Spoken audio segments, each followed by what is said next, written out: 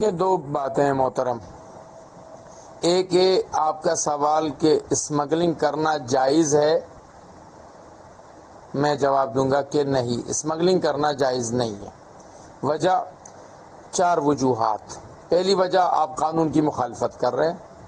Number 2، smuggling کرنے میں آپ کو جھوٹ بھی بولنا پڑتا ہے.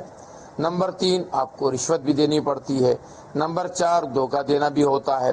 یہ 4 وجوہات ہے جس کی وجہ سے ہم آپ سے کہیں گے کہ آپ اسمگلنگ نہ کریں. عزت بے عزتی بھی ہے، جان بھی خطرے میں آ سکتی ہے، مال کا بھی خطرہ ہو سکتا ہے، لہٰذا یہ کام جائز نہیں ہے.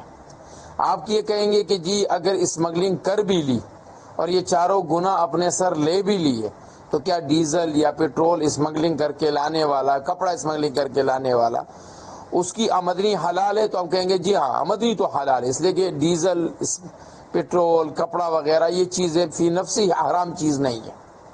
تیسرا سوال یہ ہے کہ یا یہ ڈیزل یا یہ پیٹرول کسی نے اسمگلنگ کیا، لا کر کسی پمپ پہ کھڑا ڈال دیا، اب اس پمپ سے ایک آدمی آ کر پیٹرول جو ضرورت مند ہے، مثلا جو یہاں کوئٹہ کی طرف نکلتا ہے تو لسبیلا کے بعد جا کے خزدار پر پہلا پمپ آتا ہے. اب ان پہاڑیوں میں کہیں پر بھی، نہ بیلا میں، نہ وڈ میں، نہ اس کے پہاڑیوں میں کہیں بھی کوئی پمپ نہیں ہے. سب یہ ایرانی ڈیزل اور پیٹرول ہے. کیا یہ پیٹرول اور ڈیزل ڈلوانا جائز ہے؟ تو جی ہاں، ڈلوانا جائز ہے.